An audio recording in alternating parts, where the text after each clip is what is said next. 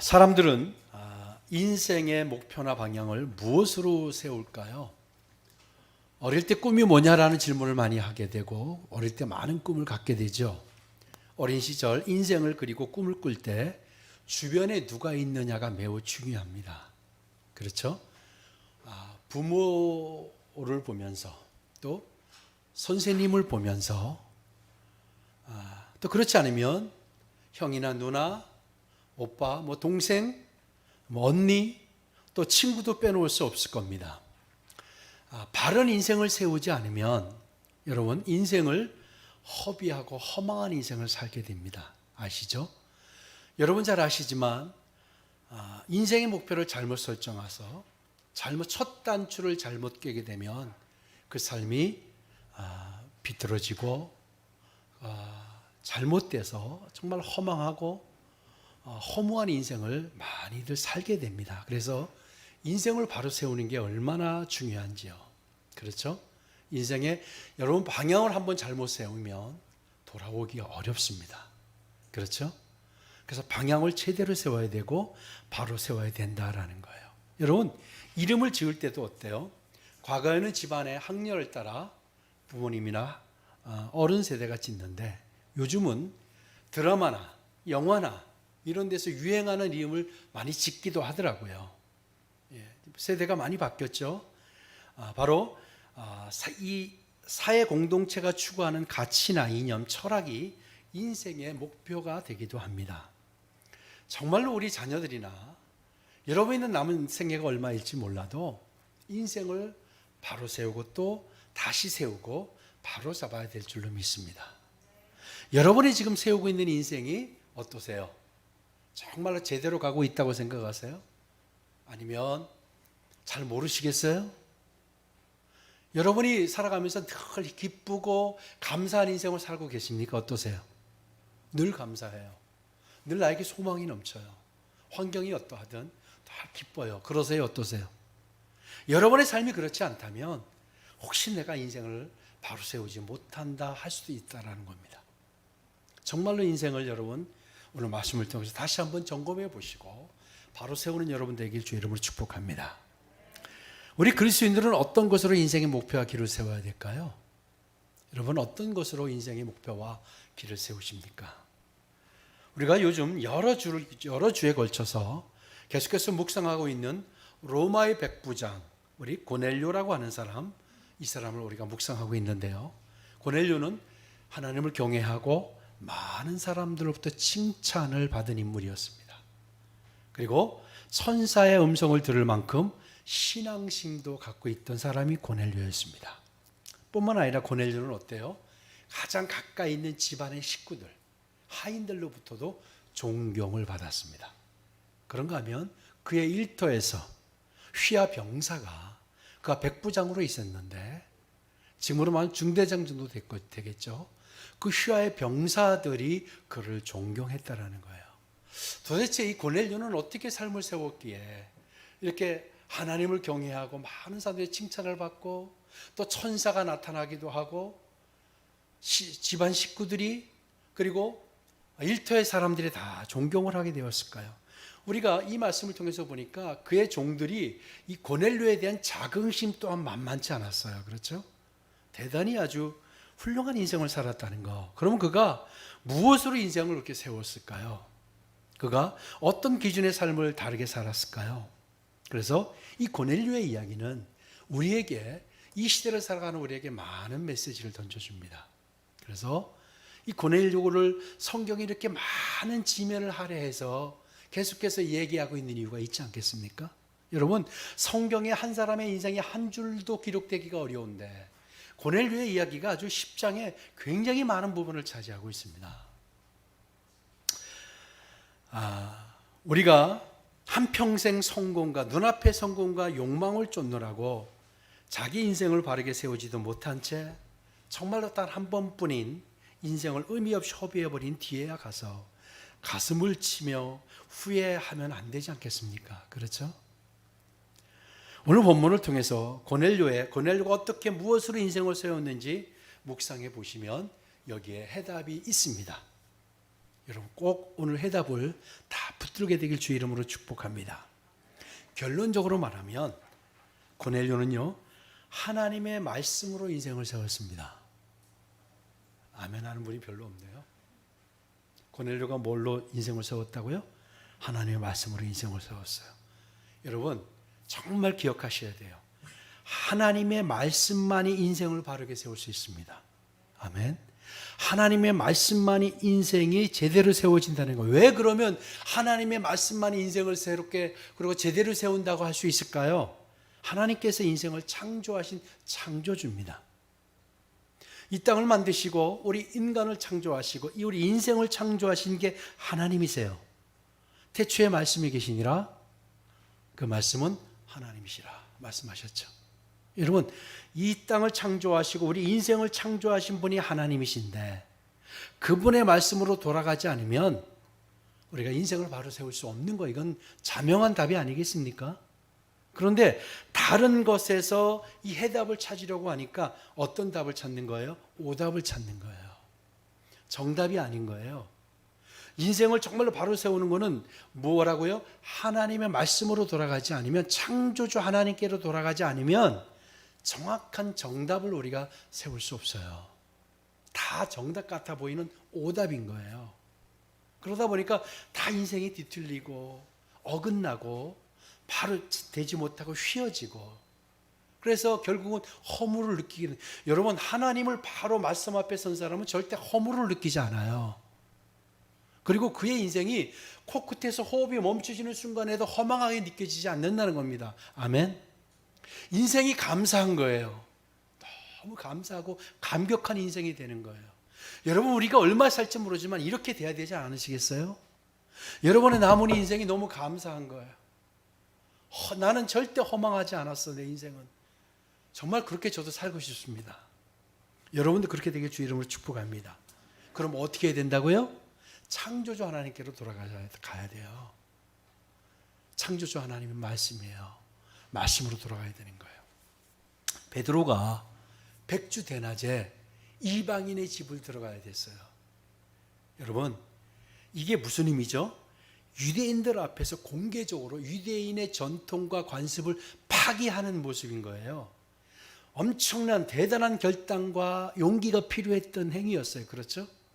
백주 대낮에 이 베드로가, 지도자급에 있는 이 베드로가 바로 이방인의 집에 들어간다? 여러분 엄청난 이거는 용기가 필요했던 거예요.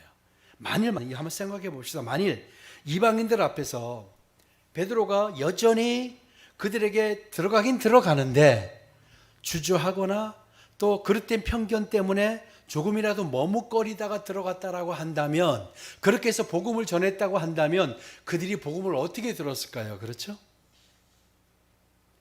본인도 저렇게 확신이 없는데 본인이 저렇게 주저하면서 생명의 말씀을 전한다? 그 생명이 온전할까요? 온전하지 않죠. 베드로가 어때요? 담대하게 들어가요. 이후에 이 베드로가 들어가서 뭐라고 하죠? 무슨 일로 나를 불렀느냐? 사도행전 10장 29절에 보면 한번 보실까요? 사도행전 10장 29절. 사도행전 10장 29절 뭐라고 했어요? 부름을 사용하지 아니하고 왔노라 묻노니 무슨 일로 나를 불렀느냐? 베드로가 들어가서 이방인의 집에 가서 뭐라고 그래요? 부름을 내가 사용하지 아니하고 왔다.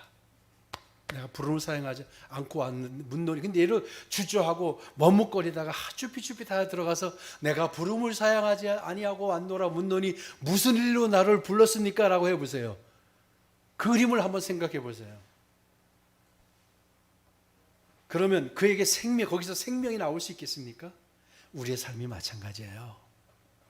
여러분 절대 여러분이 그리스도인으로서 주저하고 머뭇거리지 않게 주의 이름으로 축복합니다.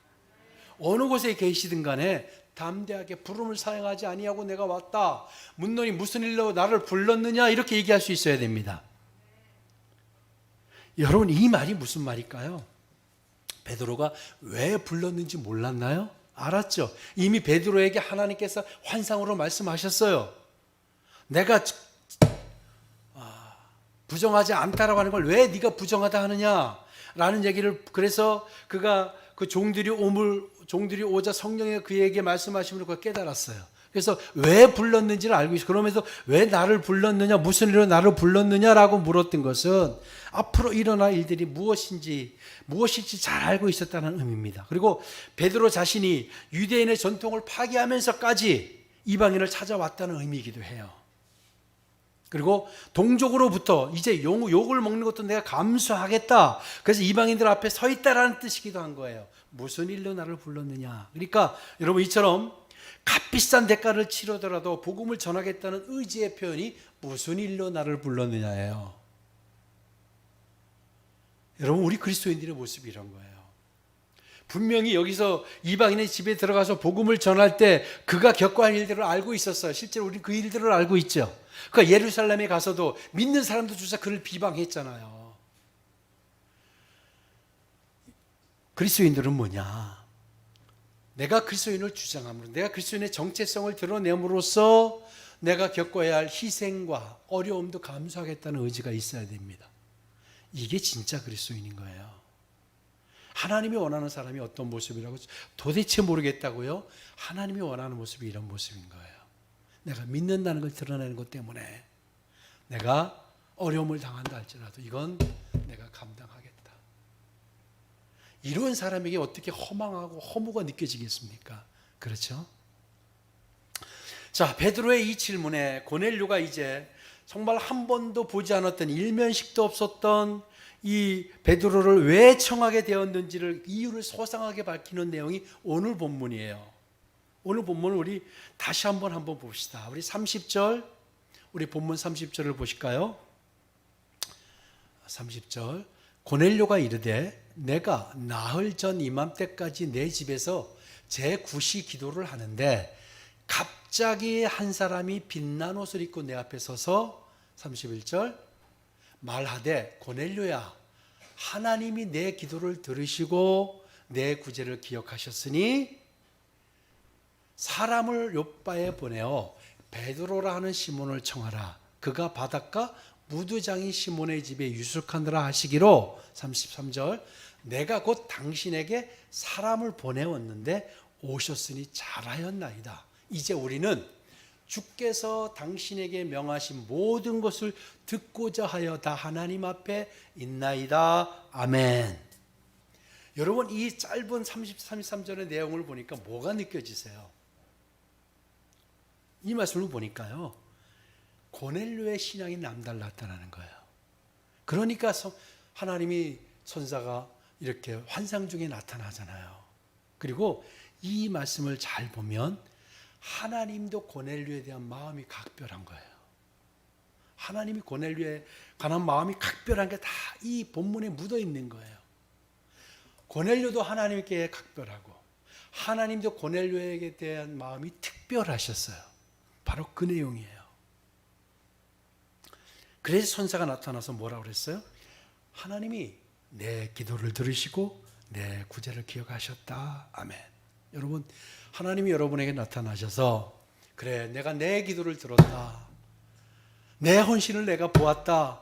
내 열정과 봉사를 내가 알고 있다라는 말씀을 들어보셨어요? 어떠세요? 고넬료가 하나님이 내 기도를 들으시고 내 구제를 기억하셨다. 이 말을 했어요. 고넬료에게. 여러분 하나님께서 고넬료의 기도와 구제와 온 가족이 하나님을 경외함을 아시고 환상으로 찾아오신 거예요. 다시 말해 하나님께 인정을 받은 가정이에요. 여러분 하나님께 인정받는 가정 되세요. 아멘. 하나님께 인정받는 가정이 되시면 다 해결됩니다. 우리가 가장 중요한 게 뭐냐면 하나님께 인정받는 거예요. 그렇다고 한다면 자 이제 하나님께 인정받은 가정이 고넬료의 가정이에요. 그러면 고넬료에게 나타나셔서 하나님께서 무슨 축복을 주시고 무엇으로 응답하셨을까요? 오늘 이 부분은 아주 우리에게 중요한 의미를 지니고 있어요. 하나님께서 환상 중에 천사를 통해서 나타나셔서 고넬료의 기도를 내가 들었다. 내 구조를 내가 기억한다. 내 기도가 상달되었다. 그래서 내가 너에게 주는 건데 뭘 주셨을까요? 여러분 하나님의 축복, 하나님의 축복이라고 생각하면 뭐예요? 환경이 바뀌는 거. 그리고 힘든 문제가 아주 속 시원하게 해결되는 것을 하나님의 축복이라고 생각합니다. 험난한 인생이 하루아침에 달라지는 것이라 생각할 수도 있어요. 예, 이것도 하나님의 축복일 수 있습니다. 그런데 정말 하나님께서 성경에 일관되게 지속적으로 행하시는 일이 뭔가, 하나님께서 여시는 축복의 문이 문이 무엇인가를 여러분 오늘 보게 되실 겁니다. 하나님을 경외하며 경건하고 사람들에게 칭찬까지 받고 늘 기도하는 것을 잊지 않았던 고넬료에게 하나님이 무엇으로, 어떤 축복으로 임하셨을까요? 오늘 본문을 보니까요, 하나님께서 환상 중에 나타나셔서 고넬료야, 뭘 원하느냐? 내가 뭘 줄까? 금도끼, 은도끼를 얘기하지 않으셨어요. 내가 뭘 줄까? 그래, 네가 뭐가 필요하냐? 이렇게 말씀을 안 하셨어요. 하나님의 응답은 하나예요. 뭔지 아세요? 요빠의 사람을 보내 베드로를 청하라 하는 거였어요. 그가 하나님 앞에 인정받았어요. 하나님께 인정받고 이제 천사가 나타났어요, 환상 중에. 그래서 그에게 이제 복을 주시는데 뭐라고 해요? 내가 뭐를 주겠다, 건물을 주겠다, 뭐를 계약하게 하겠다, 이렇게 안 하셨어요. 뭐라고 하셨어요? 요빠에 있는 베드로를 청해라고 하셨어요. 그리고 베드로가 바닷가 무두장의 시몬의 집에 머물고 있다는 구체적인 장소까지 하나님께서 언급하셨어요. 한마디로 하나님의 응답은 이거예요. 뭐냐? 베드로를 청하라는 거였어요. 이 말씀은 고넬료가 원했던 응답이 아닐지도 몰라요, 혹시. 그런데 고넬료는 이 말씀의 의미를 알아요. 이 놀라운 것은 이 엄청난 통찰력이 있었는데요, 이 말이 무엇을 의미하는지를 알았어요. 그래서 즉시 하인과 병사를 보내 베드로를 모셔오게 합니다. 그리고 언제 올지 모르는데 베드로가 주변에 있는 사람들을 불러 모으기 시작해요. 평소에 마음을 두고 이 사람은 생명이 있어야겠다라는 사람을, 친지들을 불러 모아요. 그리고 가까운 친구들까지 불러 모읍니다. 그 외에 한번 여러분 그때 상황을, 이미지를 한번 그려보세요. 언제 올지 몰라요. 그런데 그렇게 불러 모읍니다.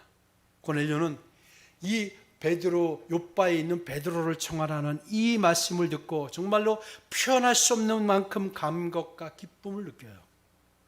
그래서 그렇게 종들을 보내고 사람들을 불러 모아요. 그렇다고 해서 단순히 밥이나 한번 먹자, 야 한번 모이면 좋은 얘기, 좋은 말씀 들을 거야 라고 모으지 않았을 거예요. 그는 너무 감격해서 불러 모았어요. 뭐라고 했을까요? 생명의 말씀이 있어. 생명이 있어. 와봐. 뭔가 달라. 이건 목숨 걸고 한번 와봐. 생명을 느낄 거야. 생명을 보게 될 거야. 아멘. 생명을 정말로 이제 진짜 생명, 너희들의 인생이 바뀌고 너희들의 삶이 바뀌는 기적이 일어날 거야. 이렇게 얘기하지 않았을까요? 그런 확신 가운데 이제 불러 모았어요.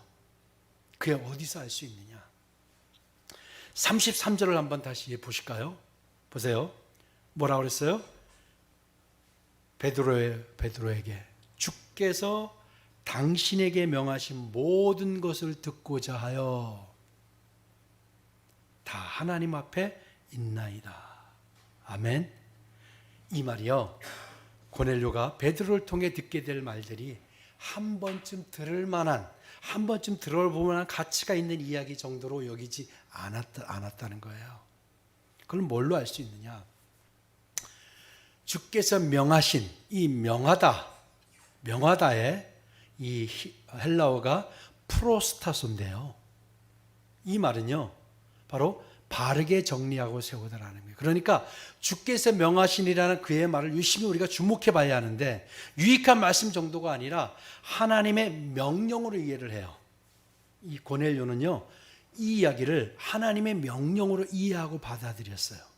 그러니까 주의 말씀을, 베드로를 통해서 주실 말씀을 뭘로 인식을 했냐면 하나님의 명령으로 인식을 했어요. 이 고넬료가 누구예요? 군인이었어요. 군인이라고 하면 명령의 의미를 누구보다 잘 알고 있죠. 명령은 절대 순종하지 않으면 안 될 지시사항이에요. 이건 목숨 걸고 지켜야 되는 거예요. 해야 되는 거예요. 누구보다 이 무게를 잘 알고 있었어요. 그래서 이 고넬료는 하나님의 말씀을 이 명령으로 알아들어요. 명령으로 인식을 했어요. 고넬료가 듣게 될 하나님의 말씀을 가리켜 주께서 당신에게 명하신 모든 것, 이 명하다라는 말은 말씀드렸죠. 프로스타소는 이 의미를 정리하면 바르게 정리하고 세우다라는 뜻을 지니고 있어요. 그러니까 고넬료가 하나님의 말씀을 절대 순종해야 할 하나님의 명령으로 받아들였어요. 그래서 주께서 당신에게 명령하신 모든 것이라고 했어요. 그러니까 이 고넬료는 이제 욥바에 있는 베드로를 통해서 하시는 말씀이 어떤 것인가를 알고 있었어요. 이 얘기 고넬료가 어떻게 이렇게 통찰력을 지니고 있었을까요? 우리 같으면 그렇게 하나님께 헌신하고 봉사하고 하나님께 뭘 드렸는데 나타나서 누구를 청하라 하면 하나님 이게 도대체 뭡니까? 제가 지금 필요한 게 뭔데요? 제가 지금 해결돼야 될 게 뭔데요? 하나님 이걸 주십니까? 라고 저도 그렇게 생각했을 거예요. 그런데 이 고넬료는 그 말이 무엇인지를 알아들었어요. 그럼 어떻게 고넬료가 이런 통찰력을 지닐 수 있었을까요? 그리고 베드로를 통해서 하시는 이야기가 하나님의 명령으로 인식을 했을까요? 그에게 하나님의 지혜가 임하고 있었어요. 왠지 아세요? 여러분, 그에게 왜 다 사람들은 알아듣지 못할 이런 지혜와 이런 것들이 그에게 어떻게 임할 수 있었을까요? 하나님을 경외했기 때문이에요. 하나님을 두려워하고 하나님을 경외하는 사람에게는요, 하나님의 지혜가 임해요. 세상이 줄 수 없는 지혜가 임하기 시작합니다. 그래서 같은 말씀을 들어도 하나님의 명령으로 듣는 거예요. 이 사람은 그냥 좋은 말씀이구나, 그래 위로가 된다, 저건 나에게 맞는 말씀이, 그래 저건 내 얘기가 아니야, 이렇게 우리가 재단하기도 하고 그렇게 생각하지 않고 하나님의 말씀이 선포되고 들려질 때 하나님의 명령으로 듣는 거예요. 이런 통찰력이 어떻게 있었다? 그가 하나님을 경외하고 하나님을 두려워하고 하나님을 섬겼기 때문에. 그런 사람에게 하나님의 지혜가 임해요. 하나님의 지혜는 아무에게나 임하지 않아요. 세상이 주는 것 같지 않은 지혜가 임하는데 하나님을 경외하는 사람, 나의 성공과 욕망과 목적을 해서 하나님을 섬기는 분 말고 그런 분에게는 안 임해요. 사탄이 주는 지혜가 임할 수는 있어요. 근데 하나님이 주는 지혜를 경험하고 싶지 않으세요? 아멘. 하나님이 주시는 지혜를 임했기 때문에 선사가 나타나서 하신 말씀을 이 고넬료는 정확히 알아들었어요. 그래서 사람들을 불러 모은 거예요. 이 행위가 그냥 나온 게 아니에요. 바로 그에게 지혜가 임한 거예요. 이 말씀의 의미를 알았던 거예요. 삶을 바꾸고 오직 하나님의 말씀 속에서만 인생이 바르게 정리되고 세워진다는 사실을 그가 알았어요. 그래서 사람들을 불러 모은 게 이 세대의 삶이 정리되고 새로워진다는 걸 확신했던 거예요. 아멘. 바로 하나님의 말씀이 기준 된다는 거예요. 그래서 하나님의 말씀을 자신의 목숨을 걸고 순종해야 할 절대 명령으로 받아들이는 사람은 인생이 바뀝니다. 어떤 사람이 인생이 바뀐다고요? 하나님의 말씀을 명령으로 알아듣는 거예요. 이 사람은 인생이 바뀌어요.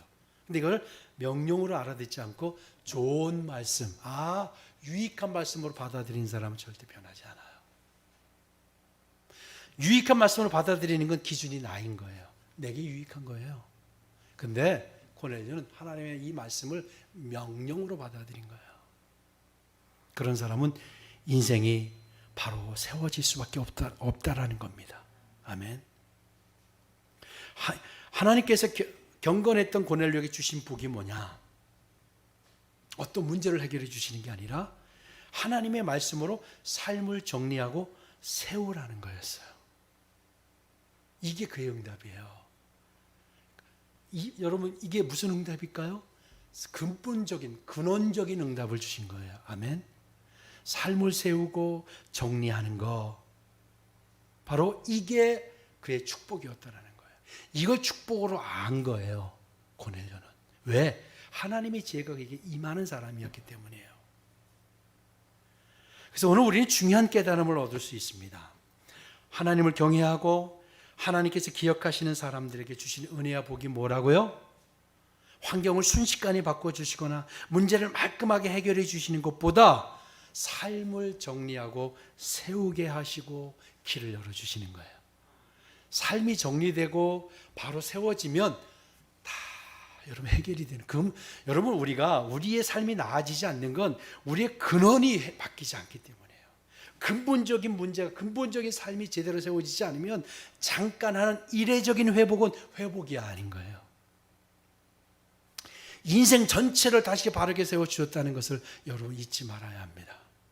하나님은요, 하나님의 응답은 뒤틀리고 꼬인 문제들이 당장 해결해 주실 때도 있어요. 그렇게도 역사하세요. 그런데 하나님께서 주시는 은혜가 뭐냐? 끊임없이 동일하게 우리에게 드러내셨는데 우리의 삶을 근본으로 다시 세우라는 거예요.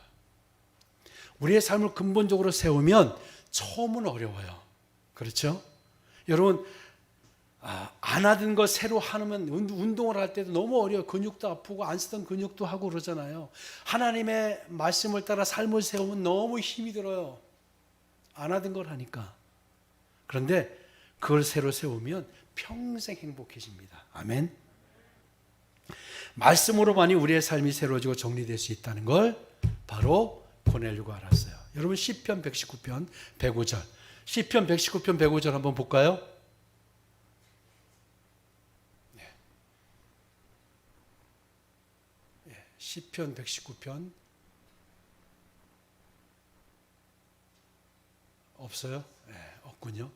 자, 여러분 잘 아는 말씀이에요. 주의 말씀은 내 발의 등이요 내 길의 빛이니이다. 여러분 이 말씀이 어떤 말씀 같으세요? 주의 말씀이 뭐라고요? 내 발의 등이요 내 길의 빛이니이다. 그러면 주께서 내 길을 환하게 하시는구나 라고만 우리는 생각했어요. 근데 여기서 뭐라고 했냐면 주의 말씀이 뭐라고요? 내 길의 빛이라고 했어요. 여러분 빛이 무엇을 의미합니까? 빛은요 밝아지네라는 말을 한 게 아니에요. 빛은 모든 생물의 필요 불가결한 원동력이고 에너지예요. 그렇죠? 빛은 모든 생명의 에너지예요. 그러니까 이 빛에서 나오는 에너지가 우주가 움직이고요. 그리고 동식물이 생장하게 돼요. 그렇죠? 주님의 말씀이 바로 우리 인생을 제대로 정리하고 세우는 왜 그러냐? 이게 빛이기 때문인 거예요. 빛이 생명을 주는 거예요. 아멘. 빛이 모든 생물을 살게 해요. 그렇죠? 그러니까 주의 말씀이 빛이라고 분명히 했는데 이거를 못 알아듣는 거예요. 자꾸. 주의 말씀은 내 발의 등이요 내 길의 빛이니이다. 여러분 우리가 이 고넬료에서 마지막으로 한 가지 더 고넬료가 엄청난 통찰력을 가지고 있다는 것을 보게 되는데요. 33절 다시 한번 33절을 한번 볼까요? 예, 우리 하반부에 주께서 같이 읽습니다. 주께서 당신에게 명하신 모든 것을 듣고자 하여 다 하나님 앞에 있나이다. 아멘. 이상한 이야기를 해요. 우리가 주께서 당신에게 명령하신 모든 것을 듣고자 하여 뭐라고 그랬어요? 다 하나님 앞에 있다고 그랬어요. 하나님이 하늘에 계시고 하나님 저 멀리 계시는 게 아닌 걸 알았어요. 뭘 알았냐 고넬료가? 하나님은 말씀이라는 걸 알았어요. 아멘. 우리 요한복음 1장 1절을 볼까요? 놀라운 통찰력을 지녔는데 자 같이 읽습니다. 태초에 말씀이 계시니라 이 말씀이 하나님과 함께 계셨으니 이 말씀 곧 하나님이시니라. 아멘. 말씀이 있는 곳에 하나님의 임재라는 걸 알았어요. 그래서 그들이 고넬료가 다 하나님 앞에 있나이다 라는 이야기를 한 거예요. 이 말씀이 하나님인 걸 알았어요. 형상을 가지고 있는 게 아니라 말씀이 하나님인 것을 정확히 알았어요. 대단하죠 고넬료의 통찰력이 대단한 거예요. 하나님께서는 천지 만물을 말씀으로 창조하셨어요. 그러니까 왜? 말씀이 곧 하나님이시기 때문에. 그러니까 우리가 하나님의 말씀을 통해서만 하나님을 바르게 만날 수 있어요. 여러분 하나님을 보여주세요. 하나님은 어때요? 하나님이 뭐라고 그랬어요? 말씀이에요. 아멘. 하나님은 곧 말씀이에요. 하나님을 보려면 어떻게 해야 돼요? 말씀을 듣고 말씀을 보고 그래야 되죠. 말씀을 하나님의 명령으로 듣는 사람은 이게 하나님을 만나는 거예요. 아멘. 예. 말씀을 하나님의 명령. 이 고넬료가 엄청난 통찰력을 가지고 있었던 것을 저는 보았어요. 그래서 우리가 다 하나님 앞에 있나이다 그랬잖아요. 여러분 잠언 1장 7절을 보실까요? 어떻게 이런 지혜가 임했을까요? 자, 같이 읽습니다. 여호와를 경외하는 것이 지식의 근본이거늘 미련한 자는 지혜와 훈계를 멸시하느니라. 아멘. 뭐라고 그랬어요? 여호와를 경외했다고 그랬잖아요. 고넬료가 여호와를 경외했다고 그랬어요. 여호와를 경외하는 자에게 뭐가 임한다? 지식이, 경외하는 것이 지식의 근본이다. 여기 지식이라는 단어 다트는요, 참된 통찰력이라는 의미를 지닌 지식과 이해, 지혜를 의미하는 단어예요. 그러니까 그런 통찰력이 임하는 게 뭐예요? 여호와를 경외하는 거예요. 그가 여호와를 경외한 게 진짜라였다는 거예요. 그렇죠? 여호와를 경외하는 게 모양이 아니라 진짜였다는 거예요, 고넬료가. 그러니까 그런 지혜가 임하니까 그런 통찰력이 임했던 거예요. 그래서 주께서 베드로 당신에게 통해서 우리에게 주시는 말씀을 명령한 것을 다 듣겠습니다. 우리가 그래서 하나님 앞에 있습니다. 여러분 여호와를 경외하면 하나님의 지혜가 임하는 거예요. 주님의 말씀을 한번 더 들어볼까요? 마태복음 4장 4절에서 이렇게 말씀하세요. 마태복음 4장 4절 같이 읽습니다. 예수께서 대답하여 이르시되 기록되었으되 사람이 떡으로만 살 것이 아니요 하나님의 입으로부터 나오는 모든 말씀으로 살 것이라 했느니라 하시니. 아멘. 예수님의 이 말씀은 정말로 예수님이 안타까운 심정으로 하신 거예요. 이게 생명이라는 거. 하나님의 입으로부터 나오는 모든 말씀이 너희를 살게 한다. 하나님의 말씀으로 살아라. 그래서 이 고넬료는 그것을 알았어요. 여러분 우리의 인생이 바로 잡아지고 인생이 다시 세워지는 건 뭐냐?